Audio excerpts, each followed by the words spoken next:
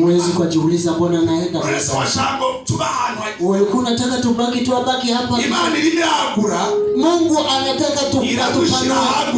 Atuweke mahali ambapo ni hapa kuna mafuta ambayo ni ya kutuinua kutupanua. Ni mafuta ya kutupanua. Mahali wachungaji wanaenda. Wale mafuta ya kutupanua. Lile agano la kupanuka. Ile vision ya kuinuka na kupanuka. Yule atakapokuja hapa. Yule atakapokanyaga mahali hapa. Atapokea mafuta ya kupanuka. Bwana makofi. Ambia ndugu yako usisahau neno mafuta. Ava kumutwe. Yanaanza kwa kichwa. Na mafuta yanashuka mpaka kwa ndevu. Hata katika nguo. Oh, haleluya. Haya mafuta ambayo yanaanza kwa kichwa yanashuka. Yanaenda mpaka kwa Wakristo wote. Katika Wakristo wote. Kwa munani kugera ku murongo wa 10.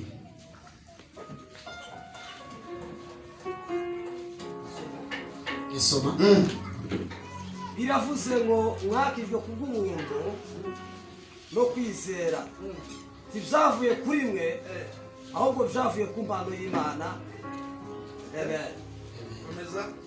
Kenda aravuze ngo tivyavuye no ku mirimo kugira ngo hatagira umuntu wirarira. Kuko turabo yaremye ituremeye imirimo myiza muri Kristo Yesu.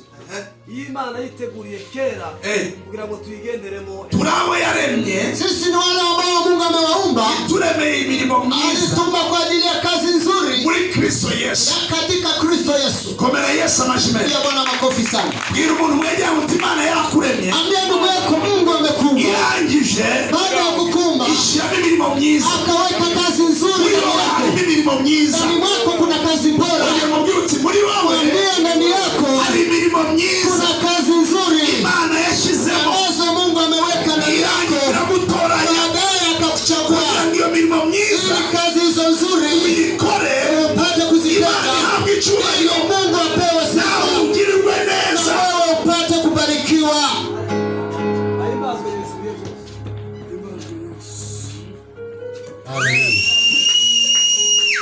Tikisa mjirani yako mwambie unasikia kitu hicho. Bangu nyeganyeza mugezi wao.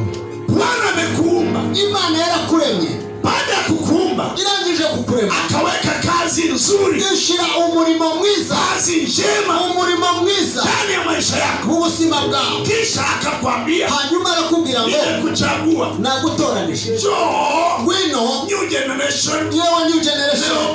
Rehoboth International Ministries. Ulete hizo kazi zako zote. Iyo mirimo na gutoranije ngwino hano muri iryo torero uyikoreshe.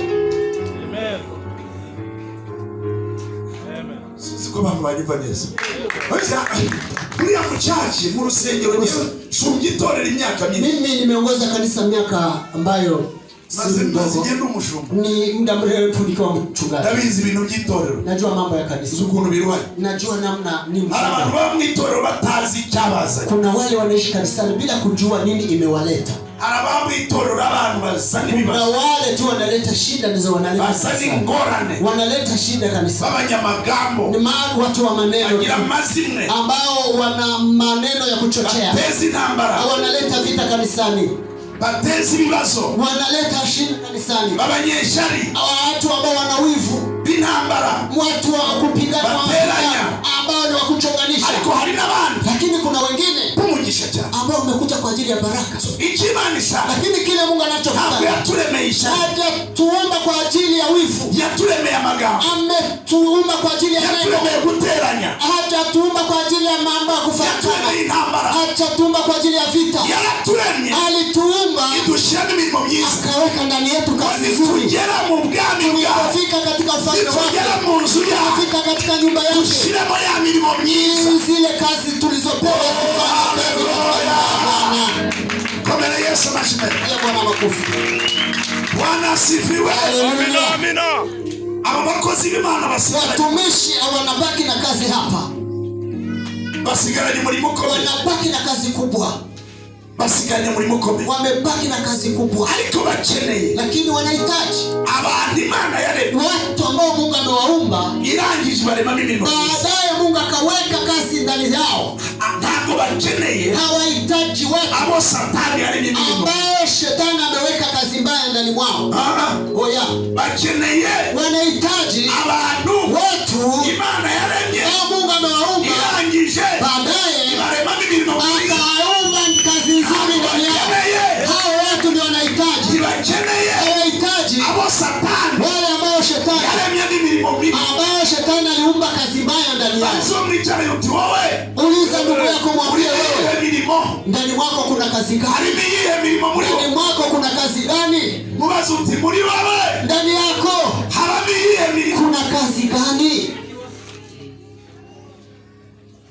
ese kabashumba bagiye, Wachungaji wanaenda Imana kibaguye, na Mungu anawapanua, anawainua. kandi Imana ibaguye. Na kwa nini Mungu anawainua? Ndiye Ni kwa sababu ya maono haya. muzicyo bisobanuye, ndabizi ko mubizi. Najua kwa sababu mnajua kwa nini. Harabwo Imana idushize, Nasema Mungu ametuweka mahali, Imana idushize mahali ambapo ni Mungu amekuchagua, Imana yaragutoranije ili wewe kugira ngo wowe chombo cha ube igikoresho cyayo ufalme wake, mu bwami bwayo, atukuzwe kwa ajili yako. Imana ihabwe icyubahiro muri wowe. Mungu anapomchagua mtu, Imana itoranije umuntu kwenye generation yake, mu gihe cye, huwa anampa watu, Imana imuha abantu wale ambao amewachagua pia, abo nabo yatoranije wamsupport. kugira ngo bamushigikire. Kila generation, Buri kinyejana Mungu anachagua mtu, Imana itora abantu, na kwenye hiyo generation muri urwo ruzaro ibwico gihe pia anachagua watu Imana itoranya abantu wanaosimama kugira ngo bahagarare, na huyo aliyechaguliwa, bahagarare bashigikira wao na batoranijwe, wao wamechaguliwa. nubwo nabo baba baratoranijwe. Bwana Yesu asifiwe. Amina. Pigia Yesu makofi. Kamera Yesu amashi. Mungu akichagua pastor, Imana itoranije umushumba kwenye generation yake, mu gihe cye, anainua tena wengine, nawe azamura abandi, anachagua wengine, agatora abandi, anawaleta akabazana mahali alipo, mahali Mungu alipomweka, aho Imana yamushize, ili kugira ngo wasupport bashigikire ule wito wa muhamagaro uliowekwa ndani mwako. Imana yashize muri we.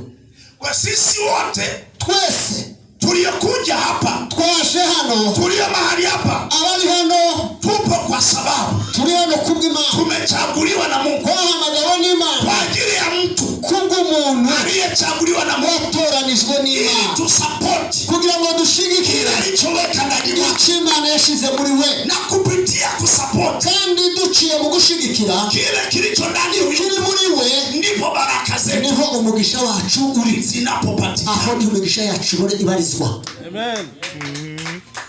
Siku kuna mtu ananielewa. Hizi kwa munyumvise, Katika kubarikiwa kwetu, mugogo mugishwa kwacu, baraka zetu, imigisha yacu, milango yetu kufunguliwa, kugira ngo imiryango yacu ikingwe, majibu yetu kupatikana, ibisubizo byacu kuboneka, furaha yetu kupatikana, umunezero wacu ni kuboneka, mahali ambapo n'ahantu Mungu anatupeleka Imana itujyana kwa mtu aliyemuita ku muntu Imana yahamagaye, kusimama nyuma yako, kugira ngo tumushigikire, kusapoti kila alichoweka ndani mwako. gushigikira icyo Imana yashize muri we. Tukisapoti, Iyo tugishigikiye, tunainuliwa, turazamurwa, tunakuwa kwenye nafasi sahihi. tuba duhagaze mu kibanza gikwiriye.